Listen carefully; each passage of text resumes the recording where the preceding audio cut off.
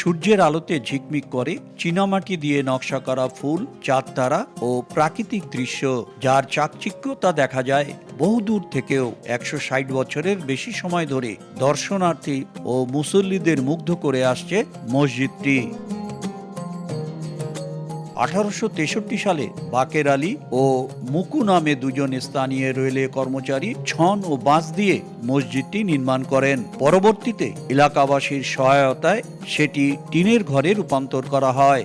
এক পর্যায়ে নকশা অনুযায়ী চিনি মসজিদ গড়ে তোলার উদ্যোগ নেন স্থানীয় আব্দুল করিম। ৪০ ফুট দৈর্ঘ্য আর ৩৯ ফুট প্রস্থের মসজিদ নির্মাণে সে সময় চাঁদা তুলে কলকাতাতে আনা হয় ২৪৩টি মরমর পাথর এবং বিনামূল্যে ২৫ টন ভাঙ্গা চীনামাটির কাপ পেরিচের টুকরা।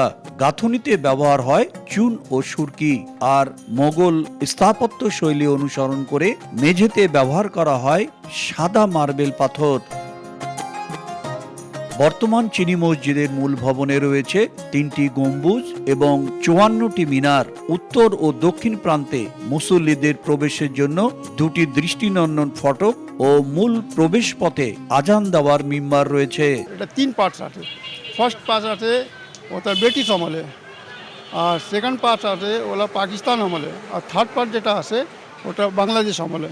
যত ভিতর থেকে বাইরে পর্যন্ত এই ছোটো ছোটো কাজ, অনেকে বলে এটা কি চীনা তৈরি করছে, এটা কোনো বলছে যে জিন তৈরি করছে, কিন্তু না, এটা আমরা এখানকার বাসী ওরাই তৈরি করছে। এটা আর সুরকি দিয়ে তৈরি করা হলো, ওই সময় সিমেন্ট ছিল না। এই স্থানীয় লোক, এখানকার লোক এটা মিলে মিশে সব এলাকাবাসী, কোনো বাইরের লোক নাই, এলাকাবাসী এটা তৈরি করছে। দাদা পরদাদা এই মিলে ১৮৬৩ মানে ব্রিটিশ আমলের সময় বিদেশ থেকে লোক মানে সৈয়দপুরে একটা চিনি মসজিদ আছে, ওটা দেখতে যায়, ঐতিহাসিক মসজিদ। এটা লোক প্রত্যেক দিন মানে এটা দেখতে আসে। ইসলামবাগ চিনি মসজিদের ইতিহাসে আমরা এতটুকু জানি যে ইসলামবাগ চিনি মসজিদ, এই মসজিদটা আমাদের অত্র এলাকার মুরব্বীরা যারা খালাসি ছিলেন, কারখানায়, রেলওয়ে কারখানায় চাকরি করতেন, তারাই মূলত এই মসজিদটা নির্মাণ করেছেন। কিন্তু একটা মজার বিষয় হচ্ছে, সেটা হচ্ছে যে আমাদের এই মসজিদের যিনি কারুকাজের সবচেয়ে বেশি অবদান ছিল, তিনি একজন হিন্দু মিস্ত্রি ছিলেন, যেনার নাম ছিল শঙ্কর।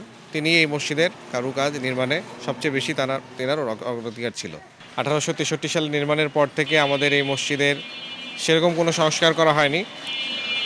বর্তমানে আমাদের এই মসজিদে অনেক সংস্কারের প্রয়োজন আছে।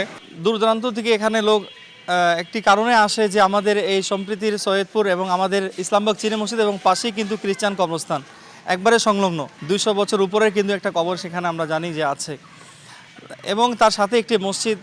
আলহামদুলিল্লাহ, এই জন্য এগুলো দেখার জন্য এবং এখানকার কারুকাজ সৌন্দর্য দেখার জন্য দূর দূরান্ত থেকে মানুষ এখানে আগমন করে।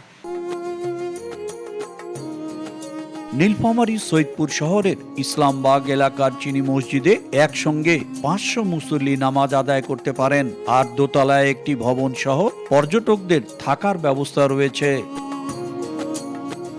শাকির হোসেন বাদল, সময় সংবাদ, নীলফামারী। মা, পিম্পল ৫ দিনেই চলে যাবে। যাবে না মা। যাক, নিমের ৫ অংশের পাওয়ারে ৫ দিনেই দূর হবে পিম্পল। হিমালয়া পিউরিফাইং নিম ফেস ওয়াশ।